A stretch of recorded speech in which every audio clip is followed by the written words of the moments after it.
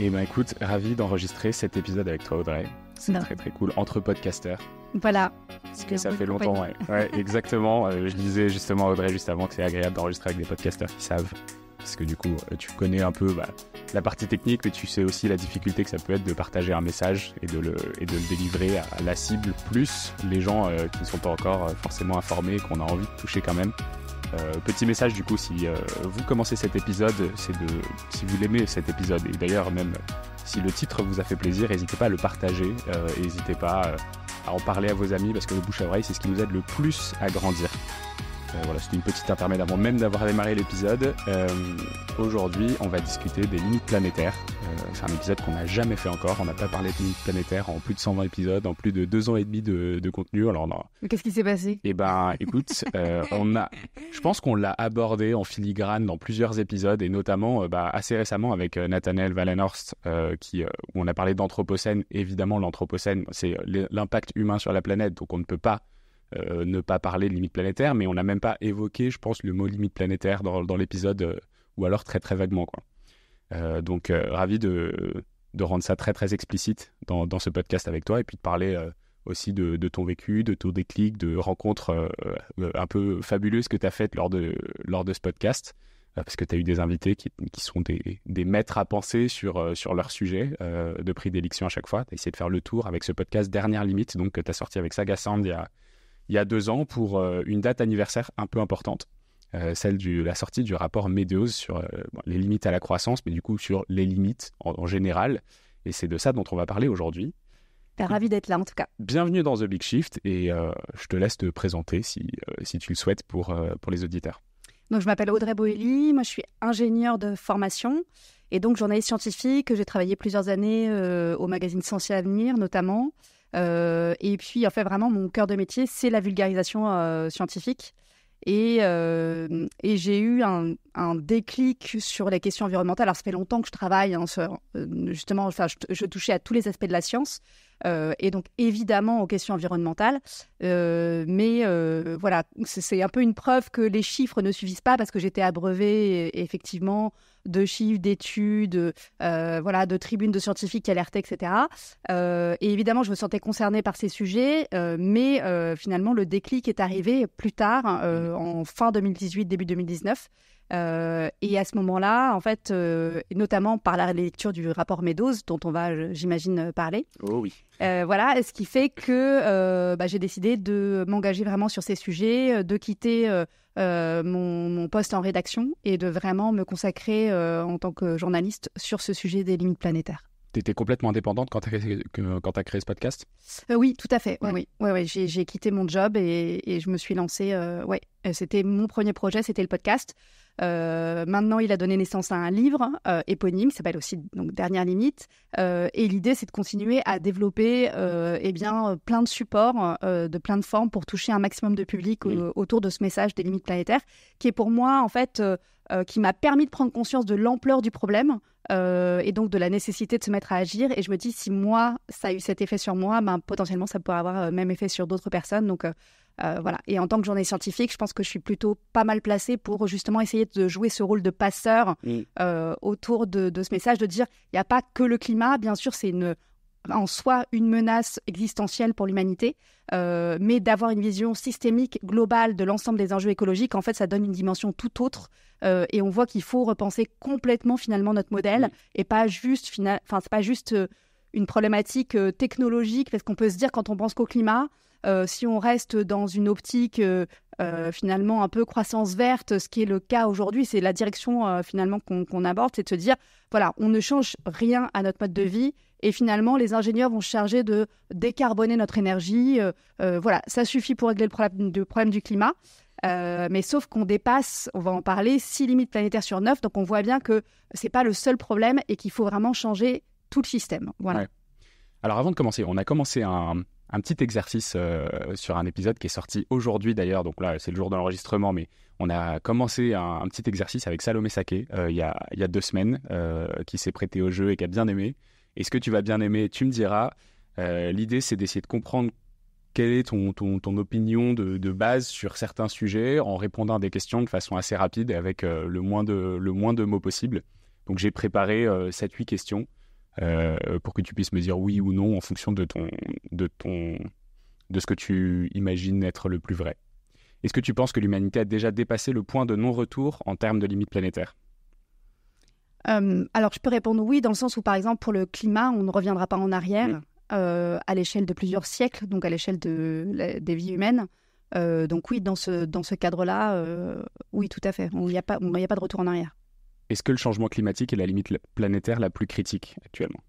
Les deux plus critiques, ce sont le climat et la biodiversité, qui ont un impact très fort sur l'ensemble des autres frontières planétaires. Donc, on va le voir, ce modèle-là, il permet à la fois d'identifier les problématiques, les enjeux écologiques, mais aussi de montrer le lien entre elles, le lien très fort entre elles, et le fait qu'elles peuvent s'entraîner l'une l'autre dans une sorte d'effet domino. Et donc, les plus influentes, entre guillemets, c'est le climat et la biodiversité, qui en plus ont coévolué depuis 4 milliards d'années.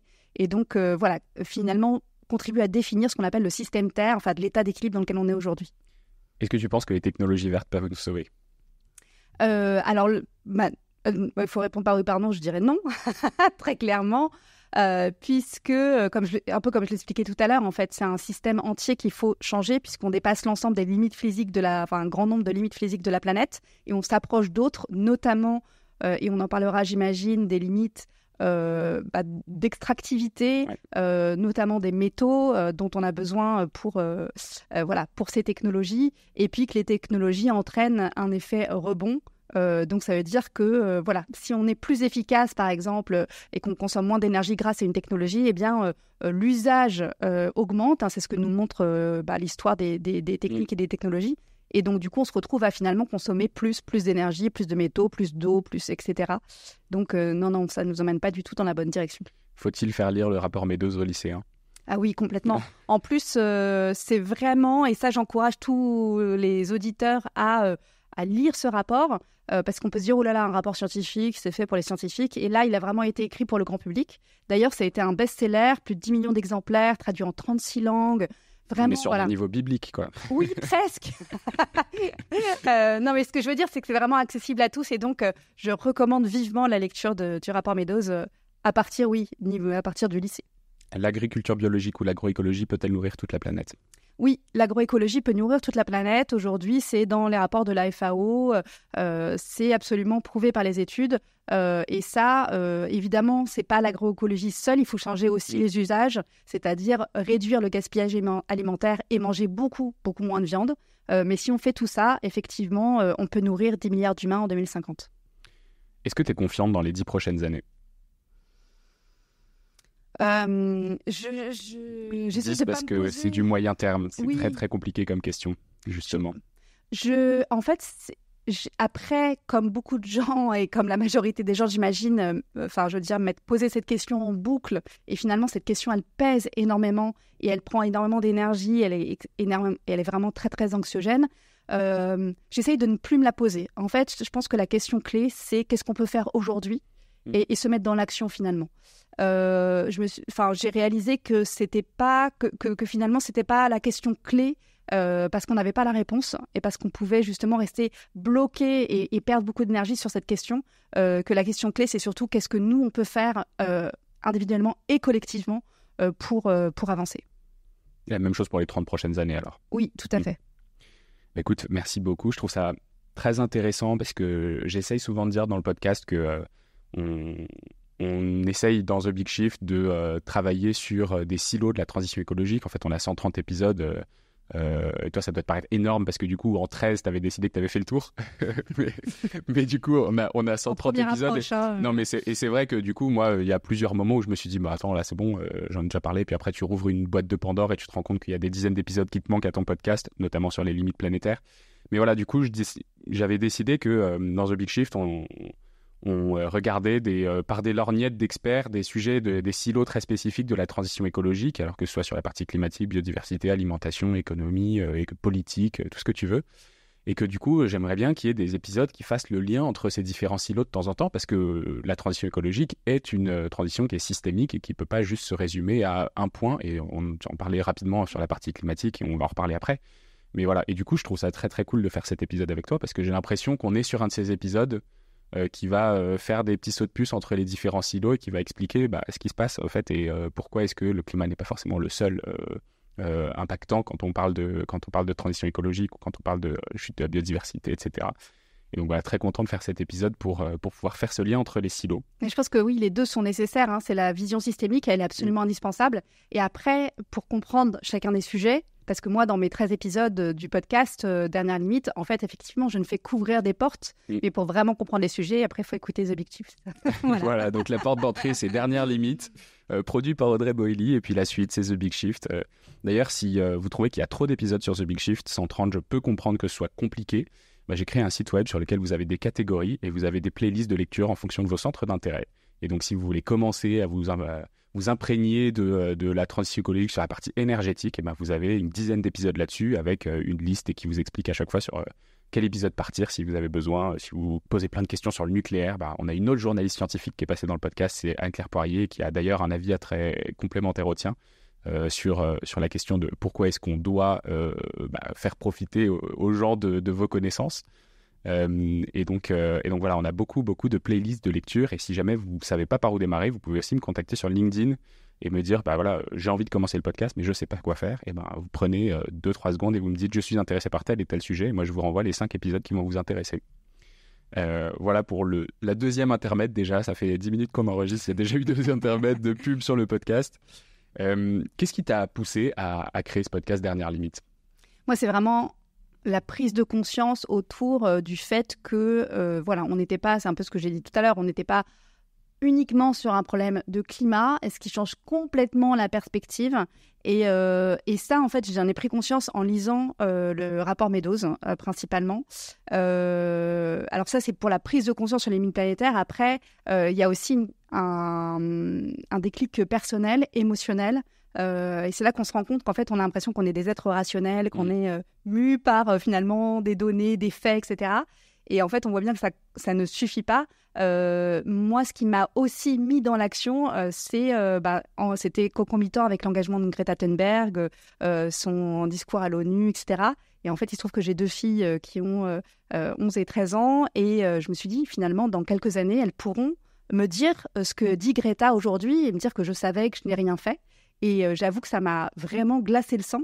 Et je me suis dit, c'est pas, je peux pas. Et ce lien, c'est pour ça que je comprends pas que tous les parents soient pas dans la rue pour ces questions-là, parce que en fait, nos enfants, c'est le lien avec ce qu'on appelle génération future. En fait, elles sont déjà là et elles vont vivre de plein fouet l'avenir chaotique qu'on est en train de préparer. Et donc, évidemment, ce choc émotionnel a contribué aussi à me mettre dans l'action. Mais en tout cas, il y a un choc intellectuel qui est la lecture du rapport Meadows et la prise de conscience de cette question systémique des limites planétaires. Et puis, le choc émotionnel vis-à-vis par rapport à mes enfants. Alors, tu disais tout part du rapport Meadows. J'ai écouté le premier épisode du podcast Dernière Limite sur les 13. C'est avec Denis Meadows. Et ça, c'est quand même un truc de fou. Parce que c'est lui qui l'a écrit avec son équipe mais en 1972 et toi tu l'as eu en 2022 pour les 50 ans de son rapport. Comment c'était ?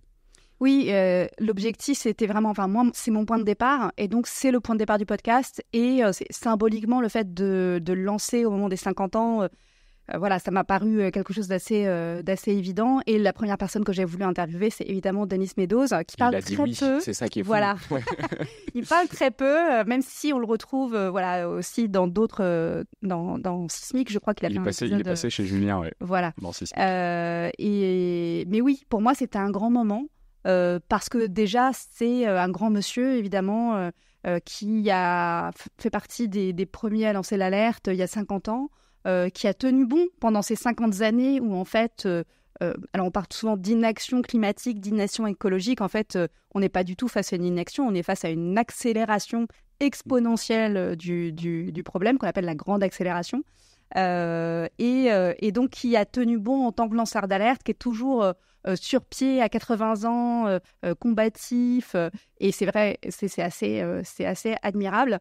Et puis, évidemment, ça m'a touchée personnellement parce que, voilà, il a coordonné cette équipe qui a écrit ce rapport qui a, en toute franchise, bouleversé ma vie. Donc, oui, personnellement, c'était quelque chose de très fort. Qu'est-ce qu'il raconte dans cet épisode, alors, du coup, 50 ans après? Est-ce qu'il dit la même chose ou est-ce que, est-ce qu'il a un avis qui a changé? Est-ce que, tu dis, il se bat toujours avec la même intensité? Qu'est-ce qui fait qu'il a réussi à garder cette intensité et cette espérance? Parce que tu dis, Enfin, tu me disais tout à l'heure, j'essaye de ne pas regarder à 10 ans devant moi, j'essaye de ne pas regarder à 30 ans devant moi. Un Denis Meadows, s'il ne fait pas ça, évidemment, il s'écroule, quoi. Oui, je sais pas, justement, j'ai eu un peu cette sensation-là que son discours s'est adapté avec le temps au moment où le rapport est sorti. D'ailleurs, alors ça, c'est une anecdote qui m'a vraiment fait rire. Bon, il vaut mieux en rire. Mais au moment où ils ont sorti le rapport, il a dit à son équipe juste avant, bon, on va dédier 1 semaine à répondre aux questions des médias, etc. sur le sujet avant de passer à notre prochain sujet d'étude. Et il me dit, finalement, j'y ai passé toute ma vie. Ah oui, c'est donc, ça. Donc voilà, pour lui... Ça aurait été encore pire de dire, il n'y a pas eu de questions, il n'y a personne qui a vu le rapport, tu vois, parce que c'était un peu ça qui s'était passé aussi à la base. C'est vrai. Non, ça a été un électrochoc à l'époque. On en a parlé dans les médias. Reagan en a parlé à l'époque dans les années 80. Enfin, Valéry Giscard d'Estaing en France. Enfin voilà, ça a été vraiment... un électrochoc, mais qui a été ensuite, effectivement, qui a disparu sous le tapis, parce qu'il n'y avait pas de bonne réponse, parce qu'en fait, le rapport Meadows, on va peut-être le voir tout à l'heure, mais en fait, nous dit qu'on ne peut pas poursuivre la croissance économique, parce que sinon, on va dépasser les limites planétaires, et que finalement, le système va s'effondrer. Et donc, comme il n'y avait pas de bonne réponse à ça, finalement, la meilleure stratégie, quelque part, c'était d'enterrer le rapport. Ce qui fait qu'aujourd'hui, même si on commence à en reparler un peu, finalement, moi, je l'ai découvert très récemment. La plupart des gens n'en ont jamais entendu parler. Alors que c'était vraiment largement dans les médias de l'époque. Donc voilà, je ne sais plus quelle était ta question. Non, c'était... je trouve ça intéressant. Moi, j'en ai entendu parler au moment où je préparais mon épisode avec Timothée Parric sur la décroissance. Et en fait, j'ai trouvé des éléments sur des états de post-croissance, un terme qui commence à faire un peu son petit chemin.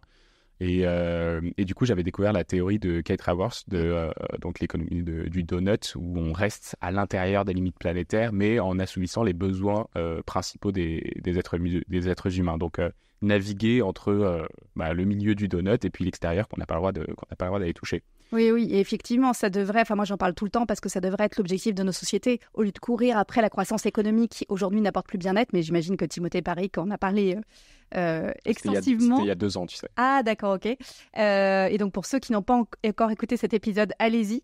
C'est l'épisode 16, alors je ne sais pas pourquoi j'ai ça en tête, mais voilà, allez-y. Impressionnant. Et donc, effectivement, l'objectif de nos sociétés devrait être d'avoir un mode de vie durable, donc qui respecte l'ensemble des limites planétaires, mais qui respecte aussi un plancher social, l'ensemble des droits humains, évidemment, un droit à l'alimentation, à l'accès à l'eau, mais aussi à la santé, à l'éducation, à la démocratie, etc. Et donc, c'est ce fameux donut, et ça devrait être finalement la direction vers laquelle tendent nos sociétés. Et on voit bien que ce n'est pas du tout le cas et qu'aujourd'hui, on est encore sur une sorte de fantasme autour duquel la croissance économique, en tout cas la croissance du PIB, devrait nous apporter du bien-être. Or, ce que nous disent les études aujourd'hui, c'est que c'est complètement décorrélé dans les pays développés comme les nôtres, même si le PIB croît, finalement, la sensation de bien-être ne croît plus. Donc, et même, on est face à... des baisses d'espérance de vie aujourd'hui aux États-Unis.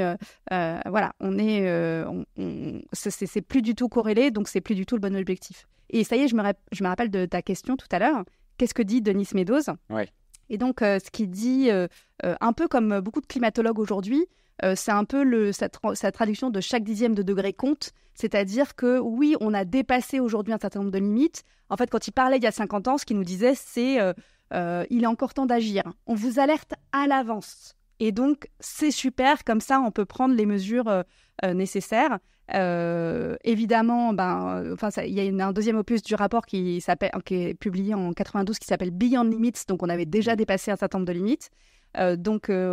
Mais voilà, ce qu'il nous dit, c'est qu'il n'est jamais trop tard pour faire mieux, pour agir en fait. Ça ne sert à rien de se décourager. Et donc, quelque part... arrêtons il faut prendre les choses comme elles sont, les faits tels qu'ils sont, et partir d'aujourd'hui et de se dire tout ce qu'on pourra faire aujourd'hui amortira les chocs à venir, parce qu'évidemment, on va vivre... Que ce soit réversible ou irréversible pour certains. Exactement. Bon, alors, 20 minutes dans l'épisode, entamons le sujet principal, les limites planétaires. Donc, on entend beaucoup parler de la limite climatique, qui est une des limites planétaires. Il y en a combien? Tu as enregistré 13 épisodes. Est-ce qu'il y a 13 limites planétaires? Non, il y en a 9. Dont 6 ont été dépassés. Alors, on dit plutôt frontières planétaires. Moi, je parle de limites planétaires parce que j'englobe aussi les limites physiques d'extraction des métaux, du phosphore, du sable, des énergies fossiles, dont on est toujours ultra dépendant, malheureusement.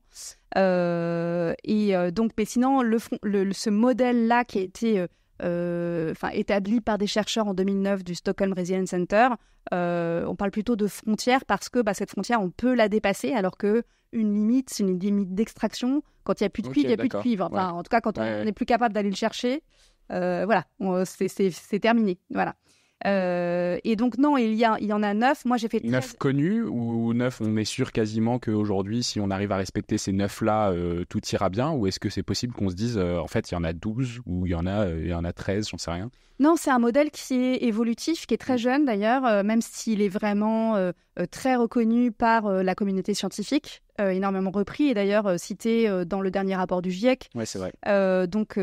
Mais c'est un modèle qui est jeune et donc la science progresse et ces frontières, déjà effectivement le nombre de frontières planétaires est discuté. Par exemple, il y a un certain nombre de chercheurs qui aimerait qu'il y en ait une 10e, qui sont les sols. Alors, je ne sais pas si tu as déjà fait un épisode sur ce sujet, mais évidemment... Sur les sols en spécifique, non. Parce que c'est un sujet absolument majeur. Alors, du coup, je suis déjà en digression. Je n'ai même pas parlé des 9, je parle de la 10e. Mais d'une potentielle 10e, c'est quand même une couche très fine, à peine 1 mètre d'épaisseur, dont dépend toute la vie terrestre. Et qui est en situation de dégradation ultra rapide. Pour dire juste un mot là-dessus, on a déjà perdu l'équivalent en terres agricoles capable de nourrir l'Europe parce qu'on détruit littéralement la fertilité des sols qui se désertifient. C'est 3/4 des sols qui sont en voie de désertification dans le monde. Alors, on enregistre tout à l'heure un épisode sur le monde agricole et sur la transformation nécessaire. Il y a le salon de l'agriculture en ce moment et du coup, on va avoir un super épisode tout à l'heure. Et effectivement, en le préparant, je voyais, c'est 1 centimètre sur l'équivalent de la surface de la Belgique qu'on perd chaque année lié à l'érosion des sols parce qu'ils sont plus capables de soutenir en fait la méthode de production qu'on a aujourd'hui. Exactement, le labour intensif en fait, et évidemment on tue aussi la vie des sols avec les pesticides. Donc oui, c'est un sujet majeur et donc il pourrait peut-être un jour être une 10e frontière planétaire.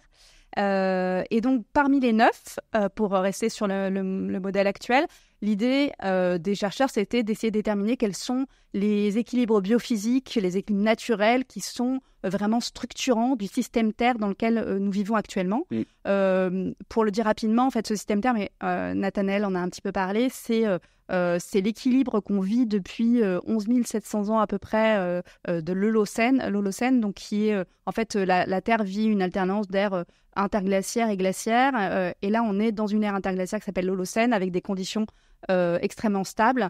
Et c'est ce qui a permis le développement des sociétés humaines. C'est la concomitance avec le développement de l'agriculture. Il y a environ entre 11 000 et 9 000 ans, suivant les régions. Et puis évidemment qui a donné lieu à la sédentarisation et finalement la création des sociétés humaines telles qu'on les connaît et la possibilité de vivre à 8 milliards d'humains. Donc nous dépendons finalement de cet état du système Terre et l'objectif des chercheurs c'était de déterminer quels étaient les équilibres naturels structurants pour maintenir ce système et quelles étaient les frontières à ne pas dépasser pour ne pas sortir de l'Holocène et donc sortir de cet unique état dans lequel on sait pouvoir maintenir nos sociétés. Donc du coup, ça c'est synonyme de l'habitabilité de la Terre. Si on sort de ces frontières, en fait, on met en grave danger en fait l'habitabilité de notre planète. Ouais, ok. Et est-ce qu'il y a des frontières qu'on a dépassées et sur lesquelles on se dit, ok, on peut revenir sous un seuil qui serait acceptable? Est-ce qu'on l'a déjà fait? Est-ce qu'on arrive à naviguer autour de ces frontières ou est-ce qu'une fois qu'elles sont dépassées, c'est terminé? Alors, ça dépend vraiment des frontières. En plus, il y en a qui ont une influence globale, d'autres locales, voilà. Mais par exemple, je vais prendre l'exemple de la couche d'ozone, qui est souvent pris, donc qui fait partie des 9 frontières planétaires. Celle-ci, on a failli la dépasser dans les années 80. Et grâce à un accord international, le protocole de Montréal en 1987, on a retiré du commerce les gaz, les CFC, voilà, des gaz fluorés qui détruisaient cette couche d'ozone. Et donc, elle est en meilleur état aujourd'hui qu'elle n'était dans les années 80. Donc oui, c'est possible d'améliorer la situation. Et c'est fou, parce que c'est sur l'espace de 30-40 ans, quoi. Oui, tout à fait. Après, il n'y a pas de miracle pour d'autres, où il faut plutôt enrayer finalement le dépassement, comme le climat par exemple, j'en parlais tout à l'heure, où le CO2 ne fait que s'accumuler dans l'atmosphère et met des siècles à être évacué, voilà, parce que la molécule est très stable. De la même façon, pour la biodiversité, il n'y a pas de baguette magique qui va faire réapparaître les espèces qui ont disparu. Mais par contre, les populations elles-mêmes pourraient reprendre de la vigueur si on avait effectivement dédié des aires protégées et qu'on permettait à la biodiversité de se régénérer. Donc voilà, tout ça est variable selon les frontières. Quelle est la frontière planétaire ou la limite, parce que du coup il peut y avoir les deux, qui est la plus en danger actuellement à l'heure où on parle? Alors, les deux qui sont le plus dans le rouge, ce sont la biodiversité déjà, au-delà du climat. Donc, c'est pour ça que c'est important aussi d'avoir cette vision systémique parce que se focaliser sur le climat, c'est passer à côté du fait qu'on est, ce que disent les chercheurs, déjà, on est entré dans la 6e extinction de masse, donc on est en train d'exterminer le vivant sur cette planète. Je vois pas bien ce qu'il peut y avoir de plus important finalement que de préserver le vivant, ce miracle de la vie sur Terre, et sachant que toutes nos sociétés sont assises et dépendantes de ces ressources naturelles aussi. On consomme chaque année 70 milliards de tonnes de ressources naturelles.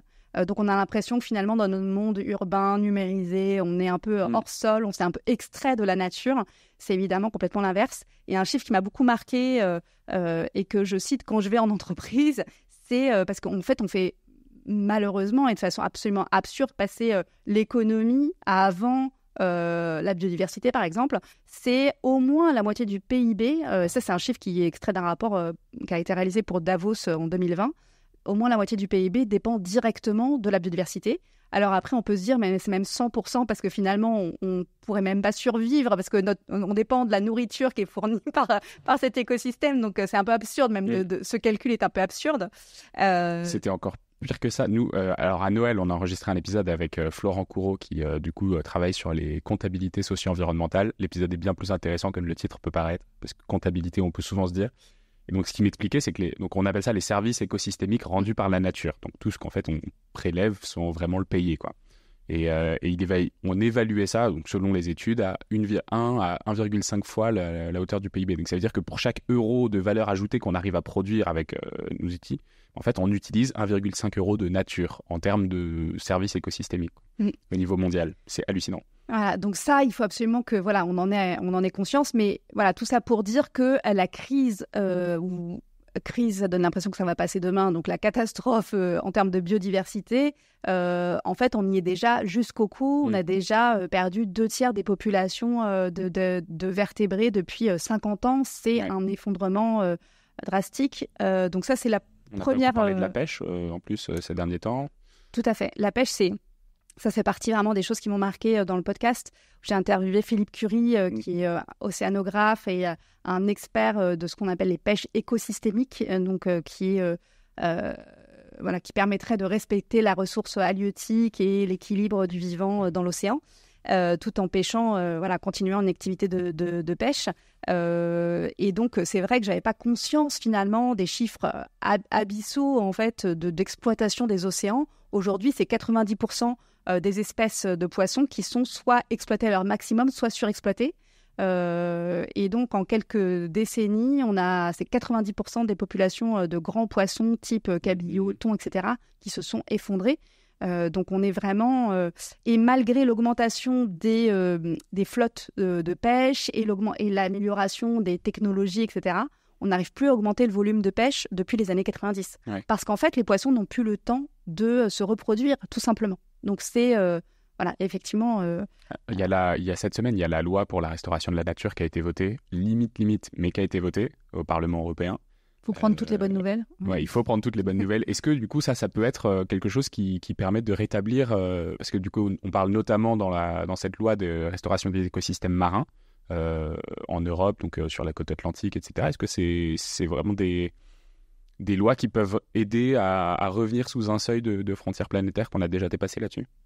Alors là-dessus, effectivement, les populations de poissons peuvent on a plein d'exemples comme ça étudiés scientifiquement de zones où on décrète des aires marines protégées et où du coup les populations reprennent une grande vigueur. Donc on voit que c'est tout à fait possible, même si en fait pour que ça soit possible, il ne faut pas avoir passé certains points de bascule. Et ça, Philippe Curie en parle très bien. Il cite un exemple en Namibie où en fait on a surpêché les sardines. Il y avait des dizaines de millions de tonnes de sardines pêchées chaque année. Et la surexploitation en fait a vidé cette niche écologique et à la place, ce sont des méduses qui ont pris la place dans cette niche écologique. Et aujourd'hui, c'est des dizaines de millions de tonnes de méduses qui sont produites finalement par cet écosystème sans qu'il y ait de retour en arrière. En fait, c'est une sorte d'effet cliquet. Donc voilà, il faut juste éviter de passer ces points de bascule. Mais effectivement, la protection, en tout cas la protection à un haut niveau, que ça soit terrestre ou marine, c'est quelque chose d'extrêmement important. Donc dans tous les cas, il faut absolument, on ne s'en sortira pas sans réglementation, sans loi et sans réglementation. Faut pas croire à finalement l'autorégulation des citoyens, des entreprises, etc. Mais après, c'est la façon dont c'est réellement appliqué dans les différents pays. Et donc, c'est ça qu'il faut effectivement suivre de très, très près. Si on enlève Denis Meadows, qui évidemment était un banger, et Philippe Curie, dont on vient de discuter, est-ce qu'il y a un épisode qui t'a vraiment marqué, des choses que tu as apprises, tu t'es dit, ah oui, là, il y a... Enfin, tu m'as dit que tout ce podcast était un peu un bouleversement, notamment dû au rapport Meadows, mais est-ce qu'il y a d'autres choses que tu as appris qui t'ont vraiment marqué là-dedans? Alors, dans les points qui sont quand même, assez, je dirais, anxiogènes et qui amènent une réaction, c'est l'intrication en fait entre la question des métaux et la question de l'énergie. En fait, quand on pense à la transition énergétique, évidemment, il faut beaucoup plus de métaux et c'est absolument nécessaire pour le climat. Et donc, ces métaux, en fait, alors je ne sais pas si tu as fait un épisode dessus, mais ils sont de moins en moins concentrés parce qu'on a été chercher les sources les plus concentrées. Et donc, il faut de plus en plus d'énergie pour aller chercher ces métaux. Donc, c'est aujourd'hui déjà 10% de l'énergie primaire qui est consommée pour extraire jusqu'au raffinage des métaux. Donc, c'est absolument énorme et ça va augmenter. Et de l'autre côté, qu'on fasse la transition ou non, mais évidemment, elle est souhaitable, eh bien, on va devoir consommer plus de métaux pour produire de l'énergie. Et donc, finalement, on est dans un cercle vicieux, exactement, donc qui met en exergue le fait que la seule option, finalement, évidemment, il faut décarboner, mais la seule option, c'est la sobriété, c'est-à-dire de consommer moins d'énergie, moins de métaux. De toute façon, on va vivre dans un monde avec moins de ressources disponibles. Donc, c'est vrai, pardon pour ce bruit, ce bruit parasite. Donc, on va vivre dans un monde avec moins de métaux, moins d'énergie disponible, moins d'eau disponible aussi, à cause du réchauffement climatique, du fait qu'on a coupé massivement les forêts, etc. Et donc, dans ce monde avec moins de ressources disponibles, il y a deux leviers principaux qui sont évidemment consommer moins, donc la sobriété, et puis partager mieux, qui est vraiment la base, et de se dire, voilà, c'est ce peu de ressources, il faut les partager équitablement et faire des choix. Se dire, c'est pas tout réduire de façon équitable, mais de se dire aujourd'hui, typiquement des entreprises comme Coca-Cola, est-ce qu'on a vraiment besoin de ce type de produit aujourd'hui? Pour produire une bouteille de Coca de 50 centilitres, il faut 35 litres d'eau. Et Coca vient de recevoir à nouveau pour la 6e année consécutive le prix du plus gros pollueur plastique au niveau mondial. En plus, c'est vraiment un facteur d'obésité, etc. Enfin bon, voilà. Il va falloir faire des choix drastiques de qu'est-ce qu'on garde et qu'est-ce qu'on arrête, quoi. Voilà. Bon, c'est encore la différence entre liberté et la liberté de soi et de faire ce qu'on veut, et la liberté de vivre en société et de pouvoir respecter la liberté des autres. Mais c'est aussi une question de la liberté de faire des choix collectifs sur ces questions. Et la première liberté, c'est d'être correctement informé sur ces questions-là. Et merci d'y contribuer. Et ensuite, d'avoir des espaces où ces choix collectifs peuvent être faits. C'est ça la vraie liberté. Et aujourd'hui, elle est quand même extrêmement limitée. Tu vois, avec tout ce qu'on vient de dire, je me demande pourquoi est-ce qu'on parle que du climat dans les limites planétaires aujourd'hui. Pourquoi est-ce que c'est la limite qu'on évoque le plus facilement? Alors qu'en plus, elle fait quand même beaucoup débat aujourd'hui. Il reste beaucoup de climato-sceptiques, il reste beaucoup de débats autour de la question de savoir si même le climat se réchauffe ou si même c'est anthropique. Pourquoi est-ce que du coup c'est la seule dont on entend parler majoritairement? Parce que bon, on entend de plus en plus parler de biodiversité aussi, il y en a d'autres qu'on n'évoque quasiment jamais. La question des ressources, elle est encore limitée, surtout sur la partie métaux. J'avoue que, je suis pas historienne et j'ai pas la réponse à cette question. Je me la pose aussi, mais j'ai pas eu le temps de me pencher encore sur cette question. En tout cas, ce qui est clair, c'est qu'il y a eu vraiment un basculement parce que les premiers sommets internationaux, les sommets de la Terre, ont commencé en 72, le sommet de Stockholm en 72, on connaît plus le sommet de Rio en 92. Eh bien, eux, et qui a donné naissance au GIEC d'ailleurs, en fait, intégraient l'ensemble des enjeux écologiques. Donc, on avait à ce moment-là une vision systémique. Alors, je ne dis pas que ça a renversé la table, pas du tout. mais il y avait en tout cas cette vision globale des enjeux écologiques et finalement qui a été perdue au profit d'une focalisation sur le climat. Encore une fois, je ne dis pas que ce n'est pas un sujet absolument majeur, mais cette vision systémique, elle est vraiment nécessaire pour ne pas laisser la porte ouverte à justement des fausses solutions parce que quelque part, le pire, c'est d'investir dans des fausses solutions, c'est de miser uniquement sur la technologie qui nous accélère le fait d'aller dans le mur. L'archétype de ça, c'est par exemple l'IA, qui est vraiment une catastrophe et un accélérateur de la catastrophe écologique quand on pense à la consommation énergétique, mais quand on pense aussi à la question de l'eau, par exemple. Et ça, voilà, c'est ce qui fait qu'il ne faut pas avoir justement des œillères et ne penser qu'à un des enjeux écologiques. L'eau, c'est un enjeu absolument majeur. On voit qu'on va avoir moins d'eau disponible, qu'il y a une question de partage de l'eau, et il faut 32 litres pour fabriquer une puce électronique. Je ne sais plus si c'est l'année dernière ou l'année d'avant, on a produit 1,1 milliard de puces. Et la production de ces puces va exploser avec l'IA pour entraîner les IA, en fait. Et donc, il y a un moment où il va se poser le choix de est-ce qu'on boit ou est-ce que finalement on développe l'IA, quoi. D'ailleurs, ce choix s'est posé ponctuellement à Taïwan en 2021, où l'île vivait une sécheresse importante. Et donc, le gouvernement a décidé de fermer la principale usine de fabrication de puces parce que c'était boire ou produire des puces électroniques. Je crois que c'était STD Electronics. Ouais. Exactement. C'est quoi En fait, je pense qu'on a évoqué pas mal de... Il y a des limites qu'on n'a pas du tout évoquées d'ailleurs. Voilà. Oui. Alors, parce que tu me disais lesquelles sont les plus dépassées, il y en a il y en a deux autres. On va pas toutes les développer, mais l'idée, c'est pas de les faire une par une. Mais voilà. D'ailleurs, on mettra dans la description les 9 limites si vous voulez y revenir en écoutant l'épisode. Et puis, c'est ce que je développe dans le podcast. Mais donc, les deux autres qui sont vraiment en alerte rouge, c'est la pollution chimique. Donc, la pollution chimique, c'est toutes les molécules qui n'existent pas dans la nature, qui sont produites par l'homme. Donc, évidemment, on pense au plastique. Aujourd'hui, c'est à peu près 90% de la surface des océans qui est polluée au plastique.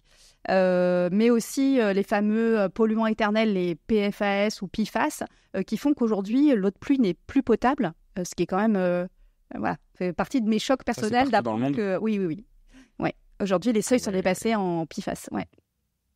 Donc, c'est quand même assez dingue.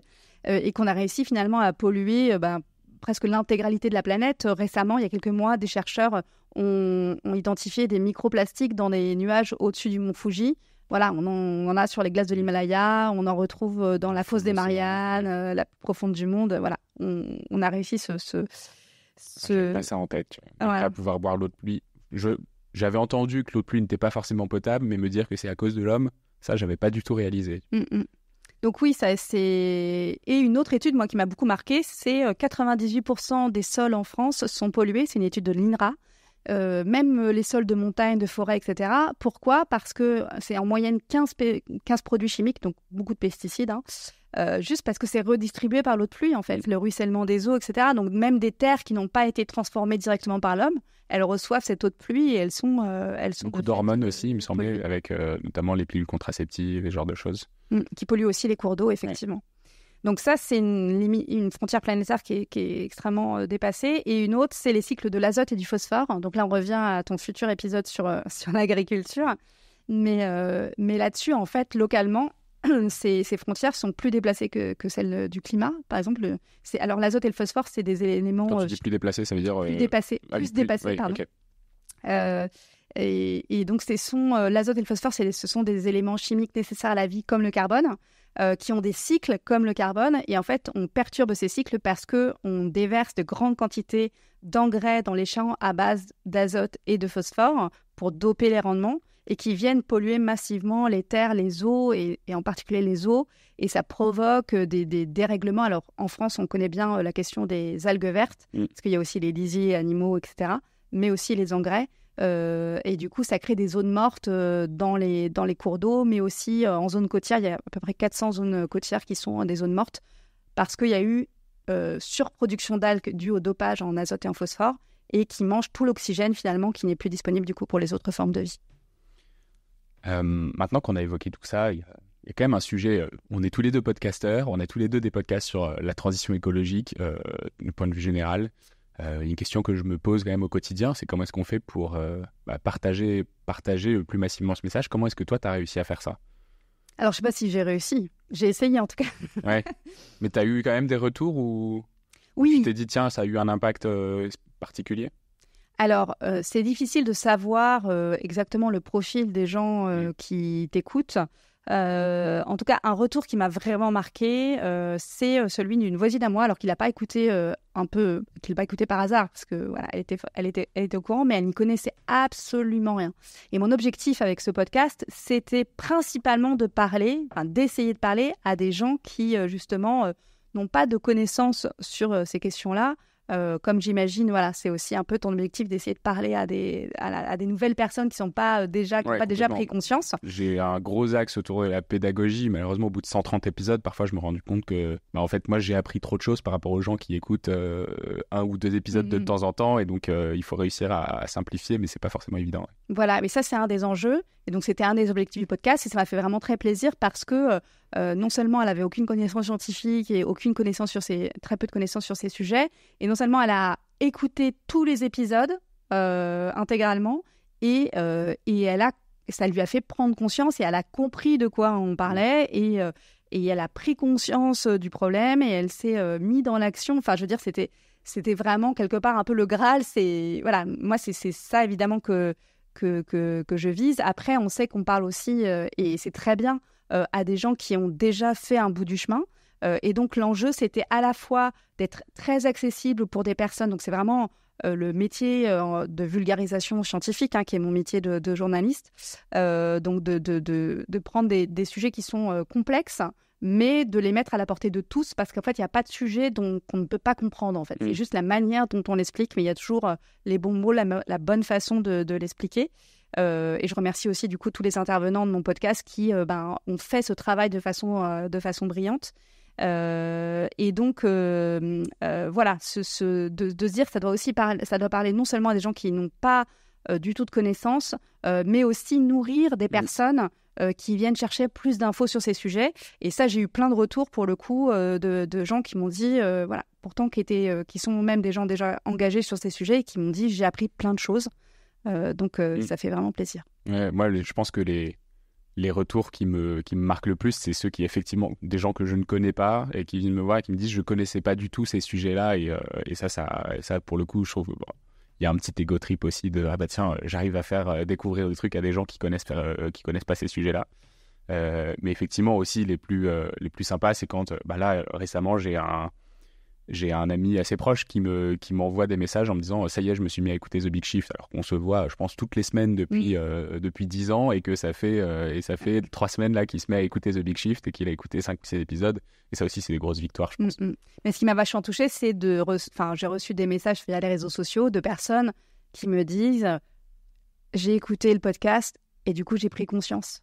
Et ça, voilà, ma vie ne sera plus la même en fait. Il y avait le avant et le après. Et c'est vrai que ça, tu te dis, même si ça concerne pas beaucoup de gens, en fait, c'est des pépites. En fait, voilà, chaque personne compte. Donc ouais, ça a beaucoup de sens. Mais écoute, merci beaucoup. Est-ce qu'il y a quelque chose qu'on n'a pas du tout abordé, que tu aurais voulu qu'on aborde dans le podcast là? Peut-être justement parce que l'objectif final de tout ça, enfin, de parler de ces sujets, d'expliquer, de sensibiliser, c'est aussi de mener à l'action, hein, parce qu'il ne faut pas se le cacher, voilà, il y a quand même une véritable urgence. Et donc, l'objectif, c'est qu'un maximum de personnes contribuent à la transformation du monde dans lequel on vit. Et du coup, il y a un certain nombre de gens qui, suite à soit des conférences ou à l'écoute de podcasts, viennent vers moi et me disent « mais je suis perdue, je sais pas quoi faire, je sais pas comment agir ». Et je pense que c'est quelque chose de très important parce qu'il ne faut pas rester justement bloqué sur cette prise de conscience, déjà parce que c'est hyper anxiogène, alors que le meilleur médicament finalement à l'éco-anxiété, etc., c'est quand même vraiment l'action, et puis se retrouver dans une action aussi collective avec d'autres personnes et du coup trouver une énergie positive et constructive. Et donc ça, ce que je réponds souvent, c'est que finalement, il y a tellement de moyens d'agir, tellement de chemins qu'il faut trouver le sien propre, c'est-à-dire qu'il n'y a pas une attente finalement. La clé, c'est de trouver l'endroit où on est bien et les personnes avec lesquelles on a envie de faire. C'est un chemin finalement en soi, c'est-à-dire que ça peut prendre du temps, ça peut être rapide, mais ça peut aussi prendre du temps et c'est pas grave. L'important, c'est d'entamer ce chemin, d'essayer des choses, de voir ce qui nous touche vraiment, nous personnellement, et d'arriver à trouver sa place en fait. Et que c'est ce qui nous permettra d'agir dans la longueur, d'être résilient et justement d'y trouver un sens. Et toi, en fait, dans la mise en action, la plupart du temps, les gens vont me parler de leur travail. Ils vont me dire « Ah oui, mais du coup, mon travail manque un peu de sens. Comment est-ce que je me transforme? Est-ce que je dois quitter mon job ?» Toi, tu as quand même décidé d'arrêter ton métier de journaliste normal pour être indépendant. Tu arrives à en vivre? Comment s'est passée la transformation de ça? Alors, dernière limite, c'est quelque chose tu arrives à vivre de ce projet ou pas? Pas du tout de la même façon qu'avant. Ouais. J'ai envie de dire que le passage à un mode de vie sobre aide beaucoup. Du coup, c'est comme tout à l'heure ta question, est-ce qu'on peut vivre de l'agroécologie? Oui, mais en réduisant le gaspillage et en arrêtant de manger de la viande ou en limitant sa consommation de viande. De la même façon, est-ce qu'on peut transformer son métier? Alors, c'est peut-être l'engagement finalement, un des engagements les plus importants, parce que c'est vraiment un bouleversement profond dans ta vie, dans justement tes revenus, etc. Mais le fait de changer de mode de vie, ça permet de aussi réduire ses besoins et sans d'ailleurs percevoir ça comme un sacrifice, parce que ma vie aujourd'hui a beaucoup plus de sens qu'elle n'en avait avant, donc je suis beaucoup plus heureuse, même en ayant pris conscience de cette réalité des enjeux écologiques et même en gagnant beaucoup moins et voilà, mais c'est vraiment un très beau chemin. Merci beaucoup. Il y a un truc que j'ai oublié de faire, c'est que on a été mis en relation par Pierre Gilbert, le fondateur de Sator, mais ça faisait quelques mois et du coup j'ai complètement oublié que ça venait de là. Pierre, je sais que tu vas écouter jusqu'ici, donc merci pour la mise en relation, c'est très sympa. Et si d'ailleurs vous voulez aller consulter un cours beaucoup plus long d'Audrey, donc qui dure une dizaine d'heures, je pense, sur Sator. Oui, tout à fait. Il est sorti ou pas? Non, il n'est pas encore sorti. Donc c'est la surprise. À la rentrée de 2024, donc septembre. Ok. Donc rentrée scolaire 2024, un cours sur les frontières et les limites planétaires avec Audrey Boilly sur Sator, qu'on a déjà mis en avant sur le podcast. Donc si vous ne savez pas, vous pouvez aller sur thebigshift.fr et puis vous pouvez aller regarder. Il y a même, il me semble, un petit code promo qui vous attend si vous allez par le site de The Big Shift pour aller commander une masterclass de chez Sator de Pierre Gilbert. Merci Pierre pour la mise en relation. C'était trop cool. Ravi d'avoir enregistré avec une podcasteuse. Ça fait très plaisir. Très heureuse aussi. Et je vous dis à très bientôt. Et moi, je vais préparer mon épisode de cet après-midi. Oui. Salut. C'est la fin de cet épisode de The Big Shift. J'espère qu'il vous a plu et que vous en avez retiré quelque chose pour votre vie quotidienne. C'est ça le plus important. C'est beaucoup plus simple de parler du sujet sensible de l'environnement quand ses amis ou sa famille sont vraiment informés. Alors partagez le plus possible The Big Shift, ça aidera tout le monde. Et si vous avez des questions, des sujets que vous souhaitez qu'on aborde, des invités que vous voulez entendre, ou tout simplement que vous voulez qu'on discute de cet épisode, envoyez-moi un message sur LinkedIn. The Big Shift est produit par Echoes Studio. Si vous avez un projet audio, contactez-nous sur www.echoes.studio. Merci d'avoir écouté jusqu'au bout. Je vous retrouve très bientôt pour un nouvel épisode.